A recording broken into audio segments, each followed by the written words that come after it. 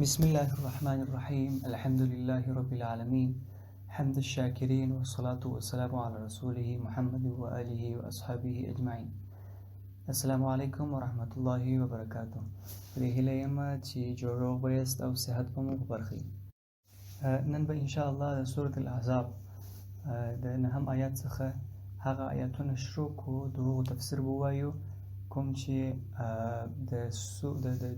د احزاب د غزا یا د خندق د غزا مربوط آیاتونه دي او دغه صورت د مکمل دغه آیاتونه دغه مکمل صورت دغه جنگ په نامه باندې دی، یعنی وجه تسمیه هم دغه احزاب دی چې د مکې مشرکین او همداسې یهود او نور قبایل ټول یو ځای کېږي او د مسلمانانو په مقابل کې درېږي، پر دوی باندې په یو واري باندې هجوم او حمله کوي. نو په دې سبب هم دغه صورت نوم سورة الاحزاب دی او نن به انشاءالله د سورة الاحزاب هغه آیاتونه ووایو په تفسیر سره، کوم آیاتونه چې د احزاب یا د خندق د غزا مربوط دي. الله پاک په سورة الاحزاب نهم آیات کې داسې فرمایي: يا أيها الذين آمنوا اذكروا نعمة الله عليكم إذ جاءتكم جنود فأرسلنا عليهم ريحا وجنود لم تروها وكان الله بما تعملون بصيرا. د هجرت په 4 او 5 کال باندې د بنو نضیر یا بنو نذیر هغه یهودی قبیله کوم چې د رسول الله صلی الله علیه وسلم په امر سره د مدینه منورې د یثرب ښار ته په خوا بلی او چې کله د الله رسول رالی نو بیا دغه د الله د رسول مدینه یا ښار وبلی او دغه نوم یې پرکښې شوی چې مدینه منوره شوه. نو په 4 او 5 کال د هجرت کله چې د الله رسول مهاجرینو هجرت وکړي او مدینه منورې ته په 4 او 5 کال باندې بنو نذیر قبیله مکمل ډول سره د مدینه منورې د ښار څخه وایسته، چونچې بنو نذیر په هغه وخت کې وس نه رسېدی ترڅو رسول الله صلی الله علیه وسلم او همداسې د پر شاوخوا باندې دغه مهاجرین او انصار او دغه مخلص مسلمانان او صحابه او دغه مدینه منورې ښار په مکمل ډول سره ختم کړي او د هغوی سره جګړه وکړي. نو بیا دغه یهود او دغه مشرکین دوی رالل او قبیله په قبیله او کور په کور په شاوخوا ټولو قبایلو همداسې د مکې مکرمې په قریشو باندې وګرځېدل ترڅو دغسې یو عمومي هجوم او د یو غټې حملې دپاره د داسې حملې دپاره چې دغه مختلف ډلې کوم چې الاحزاب هم دا معنا لري. ګوري په دغو ډلو کې د غطفان قبیله راځي، په دغو ډلو کې د قریشو قبیله راځي، په دغو ډلو کې همداسې نور قبایل راځي کوم چې د مدینې منورې په شاوخوا باندې همداسې د مکې هغه سخترین قریش کوم چې ابو سفیان یې مشري کوله، هغه قریش کوم چې په مختلفو جګړو کې یې د الله رسول د خوا څخه ماتې خوړلې وه، دوی دغسې یو فرصت ته انتظار و او همداسې دلته چې بنو نذیر هم په درد او په جوش کې دي ترڅو د الله رسول ته ماته ورکړي، ځکه یو کس دی د بني هاشم د قبیلې څخه راپورته شوی دی، هغه دونه قوت ترلاسه کوي یو په مکه کې بیا رالی مدینې منورې ته بیا دولت تاسیس کړي، بیا رالی دونه قوت یې واخیستی چې اوس د مکې قریش هم ورڅخه بیرېږي، زه هم ورڅخه بیرېږم او بل هم ورڅخه بیرېږي. نو بیا اوس دې ته اړتیا ده چې موږ ټوله سره یو ځای شو ټول قبایل او بیا په جمعي شکل سره پر دغه کس باندې حمله وکړو او دی د منځه د مځکې د سره څخه یې مکمل وباسو. نو دغه کسان ټول سره یو ځای شوله چې 40,000 څخه زیات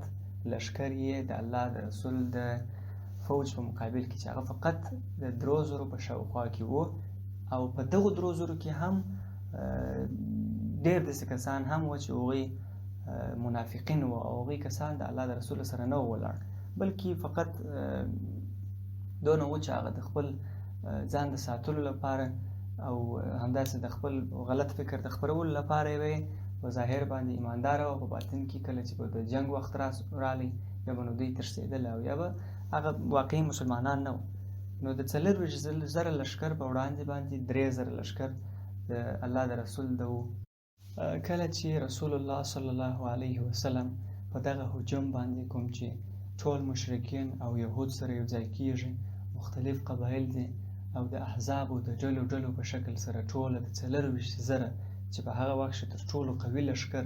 یعنی د مدینې منورې په ښار کې دومره اندازه باندې، حتی د دې په نیمۍ اندازه هم په تاریخونو کې دونه لښکر نه و سره یو ځای شوی. او بیا د الله د رسول پر د کوچنۍ ځکه کوم چې مدینه منوره یو ښار دی او د 3,000 په شاوخوا کې دی لښکر لري او دی حمله کوي.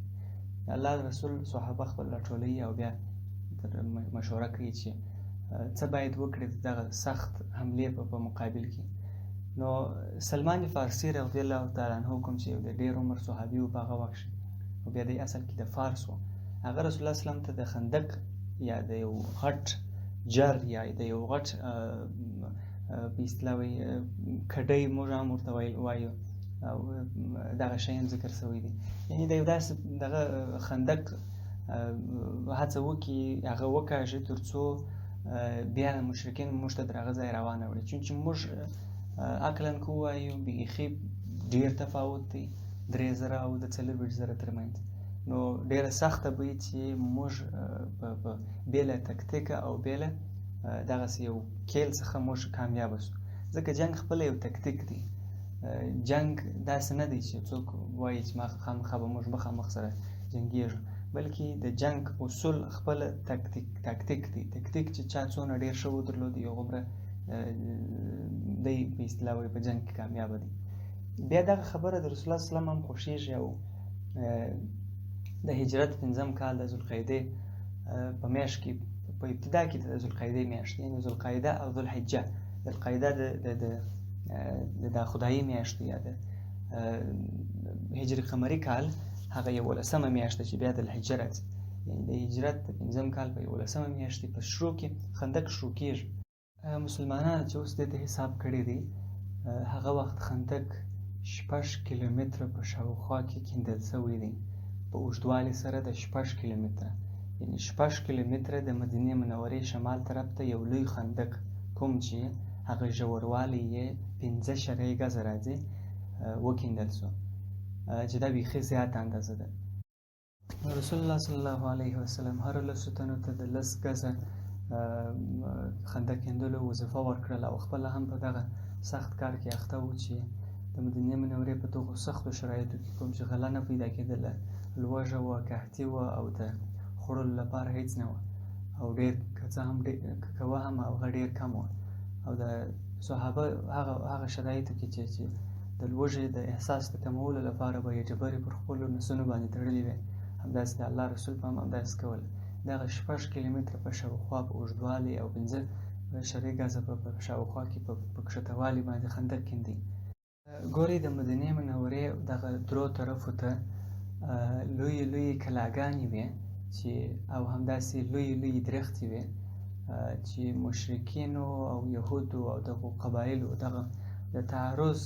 نه سوی کولی، پر دوی باندې حمله نه سوی کولی، چونکې شاوخوا دا 3 برخې یې تړل سوي وې او یوه برخه د 2 برخې مکملې تړل سوي وې د کلاو په واسطه باندې. یوې برخې ته یې د بنو قریظه یهود وه، هغه یهود چې هغوی سره د مخه رسول الله صلی الله علیه وسلم لاسلیک کړی و، د هغوی سره تړون شوی و د خارجي تعرض په وړاندې به دوی د رسول الله صلی الله علیه وسلم مرسته کوي، هغوی به نه پرېږدي،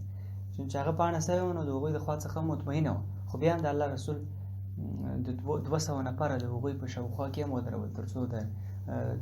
که چیرې بیا هم لږ امکان د دې شته چې دوی حمله وکړي، د دغه لږ امکان د مخنیوي لپاره هم 200 نفره مجاهدین د هغوی په مقابل کې ودرول تر څو د هغوی مخنیوی هم وکړي. نو بنو قریظه هم دوی د نه راپرېښوله چې بیا وروسته دغه بنو قریظه دغه یهود دغه ملعینین او لعنت سوي دا کسان د معاهده ماتوي او بیا الله رسول هم دوی ته سخته جزا ورکوي. نو یو طرف پاتېږي، یو طرف کې نو مشرکین او یهود بیا له دغه یوه طرفه څخه په نورو طرفونو وس نه لري، چونکې شاوخوا باندې نوره بنده ده، یوه خوا چې بله ده دا خوا څخه به دوی تعرض کوي. مجاهدینو به په دغو سختو شرایطو کې په ډېر شوق باندې دغه خندق کیندي او بیا به یې دغه صف ویله سیرتونو کې هم داسې راځي چې نحن الذين بايعوا محمدا على الجهاد ما بقينا ابدا. موږ هغه کسان چې موږ د الله د رسول سره بیعت کړی دی پر جهاد او پر دې باندې چې موږ به ابد دپاره د هغه سره پاتې کېږو. بیا د الله رسول الله صلی الله علیه وسلم فرمایل اللهم لا عيش الا عيش الاخره فاغفر للانصار والمهاجره. ای الله عز وجل اللهم لا عيش الا عيش الاخره. نسته ژوند مګر د آخرت ژوند، یوازې د الله پاک چې چاته ژوند ورکوي هغه د آخرت ژوند دی. دا ژوندونه خوندور نه دي. فاغفر للانصار والمهاجره، انصار او مهاجرینو ته یا الله بخښنه وکړي. نو دغه د خندق دغه سخت کار په دا سخته لوږه کې الله رسول او د هغه مجاهدین او د هغه صحابه انصار مهاجرین په داسې شوق او په داسې محبت سره دغه هر څه وکړله چې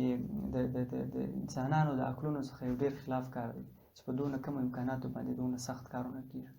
دا یوازې د ایمان او د اسلام او د اخلاص زور دی. الله دې په مسلمانانو کې اوس په دغه اوسنۍ نړۍ کې هم همداسې اخلاص د دې په سلمه اندازه که چیرې هم مسلمانان پیدا کړي، نو دغه 53 مختلفې ټوټې د یو بدن دا به مکملې چې نیمه یې هم سره یو ځای شي، بیا به دغه بې عزتي او دغه هر څه د منځه ولاړ شي. او الله پاک دې دغه ورځې هم په موږ وویني. آمین. خو موضوع ته به راسم، کله چې خندق تیار سو نو اسلامي مهاجرین هم پر خپلو سنګرو په اصطلاح وایي په هغه مورچو کې کښېنستل. ورته کله چې دلته اوس د کفارو هغه لښکر راځي د ابو سفیان په مشرۍ باندې چې ویني بله لار نشته، یوازې دغه یوه لار د هغه لاره کې خندق دی. نو دوی هم بس د خندق پر شاوخوا باندې خپلې خیمې ودرولې او د هغه ځای څخه به بیا یا غشي ویشتله او یا به مبارزې کولې. په هغه وخت مبارزه داسې وه چې د دې د مخه چې عمومي جنګ شروع شي نو 3-4 کسه به د یوه قبیلې څخه وه، 3-4 به د بلې څخه وه او بیا په مابینځ کې د دوی ترمنځ مبارزه وسوله. نو دغه مبارزه به هم کوله چې هغه هم څو وارې 3 نفره د دوی د راله او 2 یې په هغه ګړۍ باندې رومړه کړله، یو دانه په ځغستا باندې وتښتېدی. نو یهود او د هغوی ټوله ډلې د 24 سره لښکر خیمې دي درولې دي چې دا د ورځې دې تېرېږي او دلته د لښکر چونکې لښکر ډېر غټ دی، مصارف یې ډېر دي، تنظیم یې ډېره سخته خبره ده. نو د لوږې سره مخ کېږي، که چېرې څونه وخت تېرېږي هومره د دوی مشکلات ډېرېږي. نو بیا د دغه چې شاوخوا یوه میاشته دوی په دغو خیمو کې تېره کړله. نو یو شپه په د اخرو شپو کې یو سخت بیرونکی هغه سیل و باد راوالوتی، داسې سخت باد و او داسې ژلۍ او داسې سخت توپان و چې د دوی خیمې یې ټوله په اصطلاح سره وشکولې او ویې غورځولې. او دلته د دوی حیوانات و نور شیان هم مړه سوله، اورونه یې پسې مړه سوله، دیګونه و لوښي یې پر دا بل مخ راواوښتل. دغه د کفارو لښکر د ابو سفیان په مشرۍ باندې په دوی کې بې نظمي و، ګډوډي و، پریشاني و، په دغه یخنۍ و، په دا تورو تیارو، په دا غبار ډکه شپو او ورځو کې په دوی باندې هغه پریشاني و، بې نظمي ګډه سوله. او د دوی هغه لوی افسر کوم چې ابو سفیان و هغه له دې ته مجبوره سو چې بالا خپلې کډې ټولې کړي او د دې ځای څخه د ډېره بیرې څخه د ماخوستن له خوا له دا اوازه خپره کړي چې سبا ځو، د دې لپاره چې مسلمانان پر موږ باندې تعرض ونه کړي. نو الله پاک مسلمانانو ته د دغه احزاب په جنګ کې ویله دي چې کوم سخت جنګ ونه شلېږي. الله پاک دغو مسلمانانو ته توفیق ورکړي چې د کفارو مقابل کې ودرېږي او د هغوی څخه دغه جنګ ویله دي چې جنګ ومه شلېږي وګټي. په دغه جنګ کې بیا نو د نعیم ابن مسعود الاشجعي رضی الله تعالی عنه هغه تدبیر کوم چې د مشرکینو د بنو قریظه او یهودانو او همداسې د مشرکینو او د بنو قریظه یهودانو ترمنځ یې هغه مشاجره او جنګ او اختلاف رامنځته کوي، هغه هم د ستایلو وړ دی چې په دغه جنګ کې یې ډېر ښه رول ادا کوي. نو د احزاب جنګ د الله عز وجل هم دلته په آیات کې چې مخکې ما درته تلاوت کړی الله پاک فرمایي یا ایها الذین آمنو، ای هغه کسانو چې تاسې ایمان راوړی دی، اذکروا نعمت الله علیکم، در په یاد کړئ هغه نعمت کوم چې الله پاک پر تاسې واوروئ. اذکروا در په یاد کړئ نعمت الله د الله علیکم پر تاسې باندې. اذ جاءتکم جنود فارسلنا کله چې پر تاسې رالل جنودون دا لښکرونه دغه ډلې فارسلنا نو موږ در واستوی علیهم پر دوی باندې ریحا باد وجنودا او دغه لښکر لم تروها تر داسې پورې چې څه یې نه لیدله وکان الله بما تعملون بصیرا او الله پاک چې کوم څه کوي پر هغه د هغه ښه لیدونکی دی مسلمانانو ته وایي ای مؤمنانو هغه کسان چې تاسې ایمان راوړي دي هغه نعمت زما در په یاد کړئ چې 40,000 لښکر په مقابل کې تاسې دا څو تنه وس په اوو کې منافقین ګډ وه دا 3,000 تنه وس ما د دغه لوی او ستر لښکره څخه تاسو ته امان درکړي ستاسو کورنۍ ته مې امان ورکړي ستاسو کوچنیانو او ښځو ته مې امان ورکړي نو هغه ورځ در په یاد کړئ چې په باد باندې مې د دغه لښکر داسې وبېروئ چې بیا یې څه لیدل نه اذ جاءوکم من فوقکم ومن اسفل منکم تاسې اذ جاءوکم یعنی اذ در یاد کړئ هغه لکه هلته چې راغلي وه چې اذ جاءوکم کله چې پر تاسې باندې راغله من فوقکم ستاسې له لوړه څخه له سره څخه من اسفل او ستاسې له لاندې خوا څخه منکم تاسې ته تاسې د لوړه و د کښته د خوا څخه له جانبه څخه پر تاسې باندې کفارو او مشرکینو او یهودو حمله وکړله دغه لوړ و کښته دا معنا لري چې د مدینې منورې دغه شرقي طرف چې دی معنا هغه د لمر ختو خوا هغه خوا داسې لوړه وه او د غربي خوا یې بیا کښته وه موږ په پښتو کې وایي دغه ما اورېدلي وایي د خیر سره ارغنداب ته راشواسي یا مثلا ښار ته به در شواسو داسې یو ډول اصطلاحات استعمالوي معنا دلته دا لوړ و کښته مطلب دلته داسې دی بیا آیات کې فرمایي